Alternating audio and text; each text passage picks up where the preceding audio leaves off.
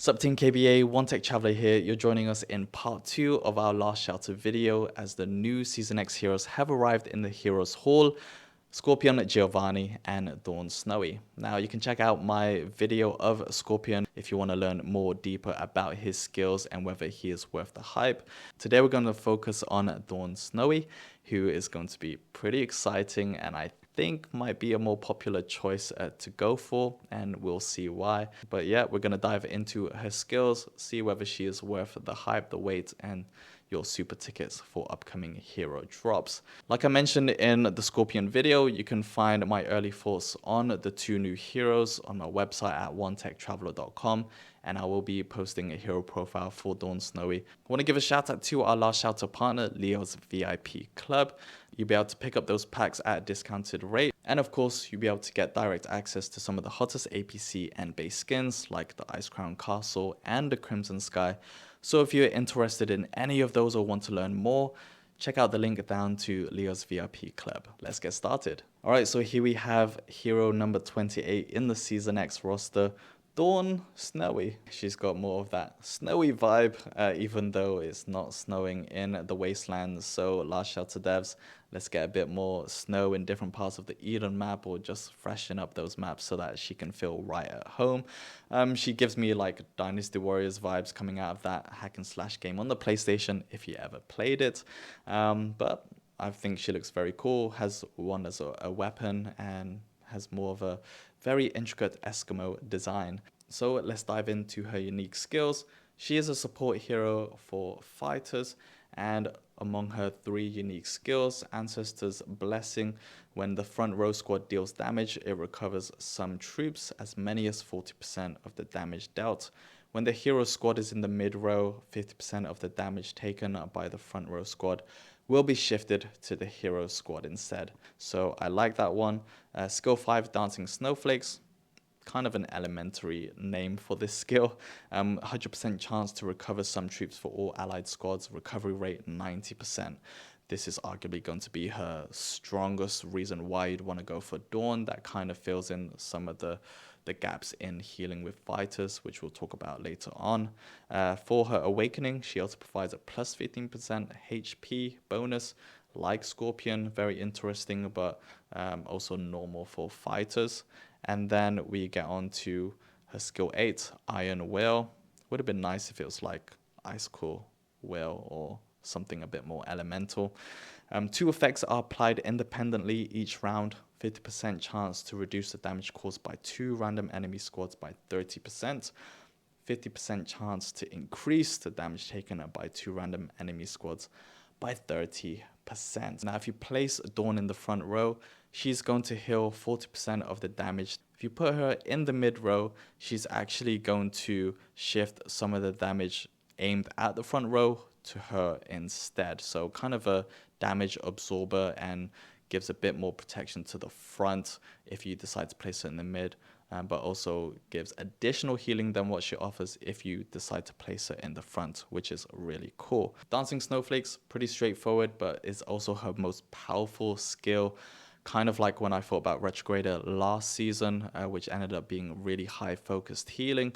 Dawn is going to fill in the healing gaps of the existing fighter heroes that we have. So for example, Canoness was going to be that very high healing for herself and the front, or double heals herself. Tech Priestess heals on a per damage basis. Glutton is going to heal based off the damage from the back row from turn 4. And then Retrograder was going to be that single focused high healer wherever you had the lowest troop count for more of that formation survivability. Where Dawn comes in, blanket healing to all of your formation. So all 3 hero squads are going to receive a 90% recovery rate. So super strong. If you're wondering how that might translate, it's going to play very similar to Kamikazes, who is 2 friendly squads, 96% recovery rate. She's going to do that for everyone else. So really there's no one left behind. Not sure in terms of the amount of troops that she's going to recover for each, but I imagine it's going to be around the 15,000 counts. We'll see. But you're going to go for Dawn if you want healing for all heroes, meaning that she can kind of heal as a lone healer, rather than others that kind of might need additional healing support, if since there were kind of like gaps of who they could heal or how much they could heal. And then skill 8 is giving me kind of Valkyrie vibes. It says 50% independently, so you might not always find them triggering at the same time, basically. But at its maximum is basically going to provide a plus 60% like damage buff, because it will buff your friendly squads plus 30% and then make enemies take 30% more damage. So if it lines on the heroes that they damage and friendly squads that it will apply to, then it's going to give that effect. So very similar to Valkyrie in her damage buff, but not as strong as Valkyrie's. Saying that, however, this skill does apply throughout the entire battle, so the damage stack over the longevity of a battle is going to be more useful than Valkyrie's sort of 2-turn. Granted, of course, she is a fighter, and you can see she provides nice support for offensive damage dealers. Now, when it comes to hero synergy, Dawn definitely has the edge over Scorpion, because her blanket healing is just going to be useful in any of the main like formations that you would be running. So if you are looking for that healing diversity or just flexibility to run in different formations, Dawn is going to be it. Some of the heroes that I think that she can play well with, Heaven's Redemption comes to mind just with his all-out evasion, Dawn's all-out healing, and then maybe like Death Rider for his immunity status and just high damage. Takes advantage of the damage buff, which is going to be pretty awesome.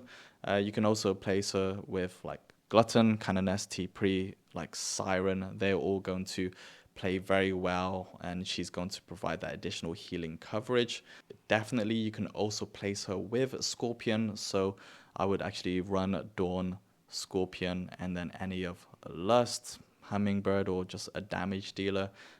That's going to give you that nice troop recovery block, the blanket healing, and then a damage dealer. So again, very nice options there with the new like last season's heroes, but also being able to blend in with some of the biggest formations that you find running in Last Shelter for now.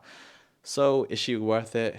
Yes, I think both of them are actually very strong for different reasons. If you want more healing protection, then go for Dawn. If you're looking to unlock the potential of other shooter heroes or just bring some more combat skill focused heroes into the mix, then Scorpion will also be very strong too. This season, I think, is again a very strong addition. Last season was also pretty good, but I think this season edges it with just how strong they look. That's Dawn. I think she's going to be the more popular choice out of her and Scorpion, but don't write off Scorpion. I think he's going to really open up a lot of hidden potential that we haven't seen from some of the heroes for a while, especially in the shooter section. But Dawn, for her all-out healing, really nice synergy, and just flexibility, I think she's going to be popular out of the two. So thanks a lot for joining me, Team KBA. What are your thoughts on Dawn? Are you going to be targeting her in the upcoming hero drops, or do you think she's not as good as she sounds? Let me know down in the comments section. And if you want to learn more, check out my website at onetechtraveler.com. Thanks a lot, Team KBA. I'll see you in the next video. But until then, keep being awesome. Peace.